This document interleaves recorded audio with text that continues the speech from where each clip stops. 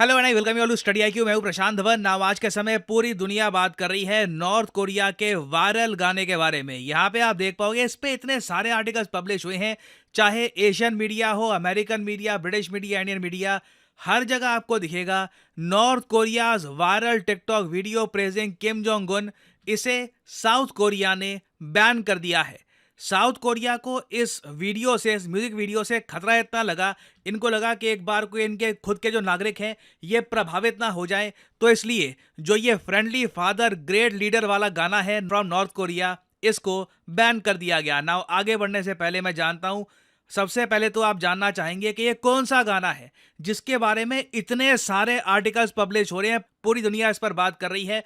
तो पहले तो इस गाने के जो थोड़े से पार्ट्स हैं ये मैं आपको दिखा देता हूं और समझाता हूं कि ये गाना किस बारे में है, और फिर हम बात करेंगे साइकोलॉजिकल वॉरफेयर के बारे में। तो यहाँ पे आप देख पाओगे इस गाने में बेसिकली ये दिखाया गया है कि नॉर्थ कोरिया कैसे तरक्की कर रहा है, स्पोर्ट्स में ये लगातार मेडल जीत रहे हैं, ओवरऑल जो इनकी आबादी है किम जोंग उन की लीडरशिप से कितना खुश है। ऑब्वियसली ये गाना नॉर्थ कोरिया की सरकार ने किया है रिलीज, कोई वहां पर प्राइवेट कंपनी नहीं है, ना वहां के आम नागरिकों ने पैसा इकट्ठा करके ये गाना बनाया है, फ्रेंडली फादर के नाम से। और यहाँ पे आप देख पाओगे गाना की शुरुआत।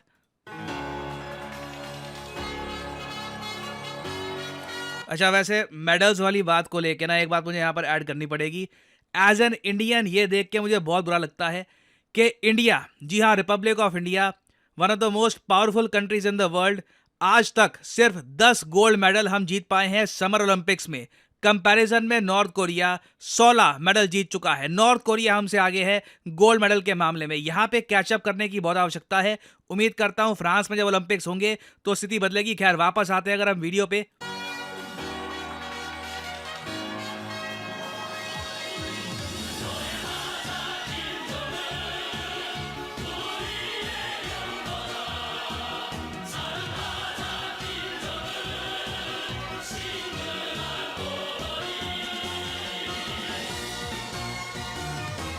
एक बात नोट करना है, इस पूरे गाने में लोग इतने खुश आपको दिखेंगे, और ये जो खुशी है ना, इसी बात को देखकर साउथ कोरिया की सरकार काफ़ी हद तक चिंतित हो गई थी कि बेसिकली साउथ कोरिया में जो आज के समय माहौल है उसको एनालाइज करते हुए जो ट्रेंड बन गया था साउथ कोरिया में, साउथ कोरियंस एक्चुअली इस म्यूजिक वीडियो को पसंद कर रहे थे। उनको जो म्यूजिक है, जो बाय द वे एक बहुत ही पुराना ब्रांड है एबा, उनके गाने से चुराया हुआ म्यूजिक है, उनको म्यूजिक काफ़ी अच्छा लग रहा था, लिरिक्स अच्छे लग रहे थे, और कई साउथ कोरियंस ने कहा कि ओवरऑल इस गाने की वाइब काफ़ी अच्छी है, नॉर्थ कोरिया की अलग पिक्चर प्रेजेंट करता है ये गाना।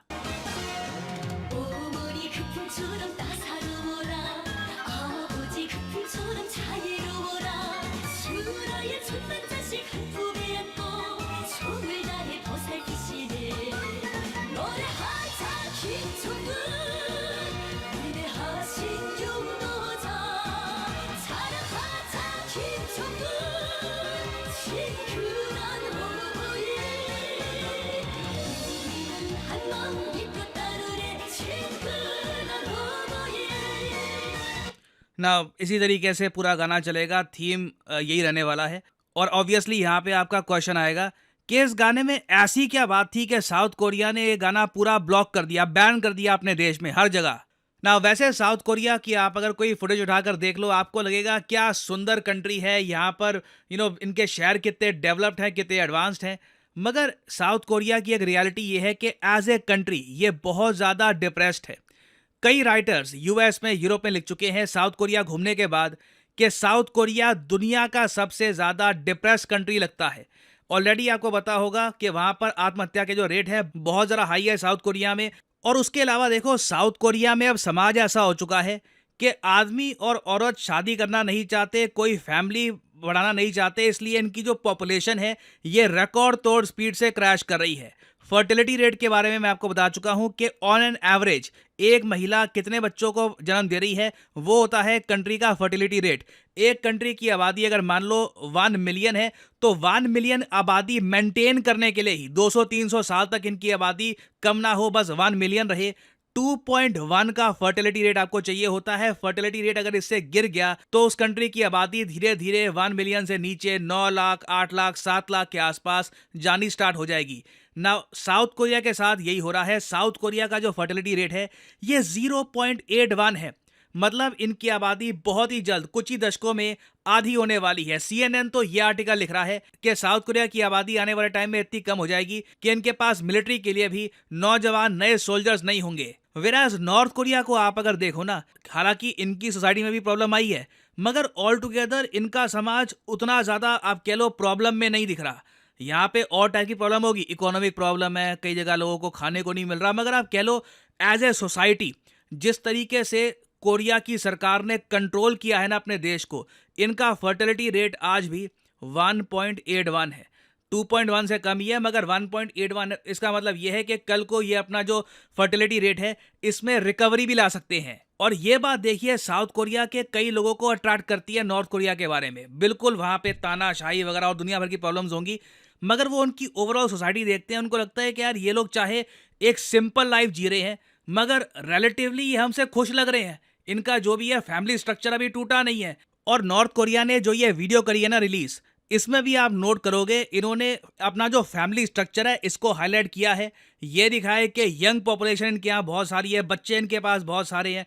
तो ये सब आप कह लीजिए नॉर्थ कोरिया का एक साइकोलॉजिकल अटैक है ऑन साउथ कोरिया। और इसलिए साउथ कोरिया की सरकार ने ये पूरा गाना बैन कर दिया है अपने देश में, क्योंकि साउथ कोरिया की सरकार को लगता है कि इनके नागरिक, साउथ कोरियन नागरिक, ये और ज़्यादा डिप्रेस्ड ना फील करे ये सब दृश्य देखकर। क्योंकि फर्टिलिटी रेट का जो डेटा है अच्छे से साउथ कोरियंस को पता है कि उनके यहाँ समाज में क्या प्रॉब्लम्स आ गई हैं कि बिल्कुल लोग शादी से दूर भाग रहे हैं, बच्चे लोग पैदा नहीं करना चाहते, रिस्पॉन्सिबिलिटी लेना नहीं चाहते। और कल को इस प्रॉब्लम को फिक्स करने के लिए क्या करना पड़ेगा साउथ कोरिया को? बाहर के लोगों को अपने देश में इन्वाइट करना होगा।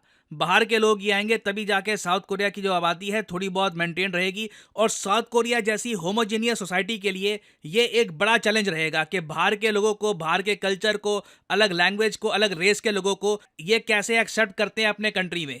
और एक बार को साउथ कोरिया ने जो ये वीडियो बैन करी है ना, इसलिए क्योंकि बहुत ज़्यादा ये वायरल हो चुकी थी, इससे यह भी दिखता है कि नॉर्थ कोरिया की जीत हुई है इस पर्टिकुलर साइकोलॉजिकल वॉरफेयर में। क्योंकि इससे पहले जो ये बैन करने वाला पूरा सिस्टम है ये नॉर्थ कोरिया का हुआ करता था।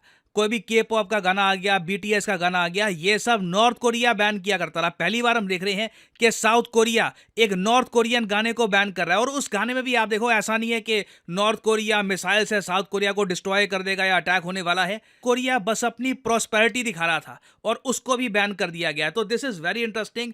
आने वाले टाइम में मैं आपको बता दूं क्या होने वाला है। साउथ कोरिया में जैसे जैसे आबादी कम होगी, ये अफ्रीका से, मिडल ईस्ट से, बाहर के कई रीजन से ये इमिग्रेंट्स को इनवाइट करेंगे अपने देश में। बाहर के लोग आते हैं, देखिए काफ़ी बार आप कह लो अनफॉर्चुनेटली कुछ खराब लोग भी आ जाते हैं, क्राइम भी बढ़ता है। तो उस पर्टिकुलर केस में जब साउथ कोरिया में क्राइम बढ़ रहा होगा, प्रॉब्लम्स यहाँ पे आएंगी, तब नॉर्थ कोरिया और ऐसी वीडियोस लॉन्च करेगा कि देखिए हमें तो बाहर के लोगों की ज़रूरत नहीं पड़ती, हमारा फर्टिलिटी रेट भी ठीक ठाक है, हम लोग एंजॉय कर रहे हैं, हम लोग सेफ हैं। तो जो ये साइकोलॉजिकल वॉरफेयर है मैं आपको बता दूं, नॉर्थ कोरिया और ज़्यादा तीव्र करने वाला है आने वाले सालों में। और फाइनली यहाँ पे मैं आपसे एक सवाल पूछूंगा। ये जो नाम है गोपी थाकुरा, ये आजकल काफ़ी न्यूज़ में है। बताना है आपको कि ये हाल ही में बने हैं the first Indian to do what. इन पर बहुत आर्टिकल पब्लिश हो रहे हैं। द फर्स्ट इंडियन ये बने हैं गोपी, बताइए इन्होंने किया क्या है। The first Indian to swim across Indian Ocean, the first Indian to go to space as a tourist, the first Indian to win $1 billion lottery, या फिर all of the above। इन्होंने सब कुछ ही कर लिया है। तो लिखेगा इसके बारे में कमेंट सेक्शन में कि सही आंसर क्या है। जो लोग सही आंसर देंगे उनकी कमेंट को मैं हार्ट दे दूंगा ताकि बाकी लोग समझ पाएं कि सही उत्तर क्या है। और फाइनली आप लोगों के लिए एक बहुत ही इंपॉर्टेंट जानकारी, स्टडी IQ का बैच 8 स्टार्ट होने वाला है। इसकी एक बिल्कुल इंट्रोडक्टरी क्लास हुई है 20 तारीख को, और इसका जो एनरोलमेंट है 24 तारीख के बाद बंद हो जाएगा।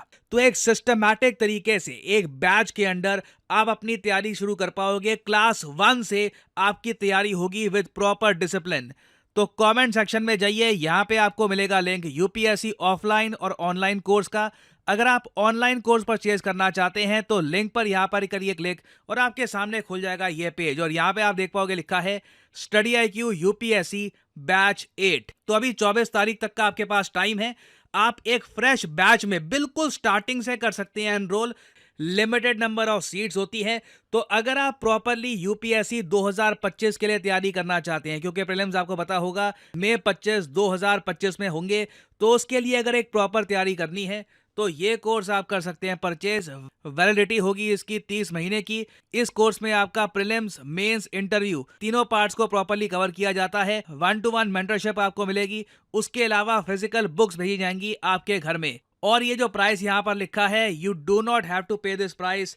सिंपली यहाँ पर कोड डालिए PD10 और प्राइसेस गिरना स्टार्ट हो जाएंगे। 1000 रुपए से भी कम पर मंथ पे करके आप घर बैठ के प्रॉपरली यूपीएससी एग्जाम की तैयारी कर सकते हैं with study IQs live classes. तो जो ये P2I बैच है, याद रखिएगा ये डेट 24 तारीख तक का आपके पास टाइम है।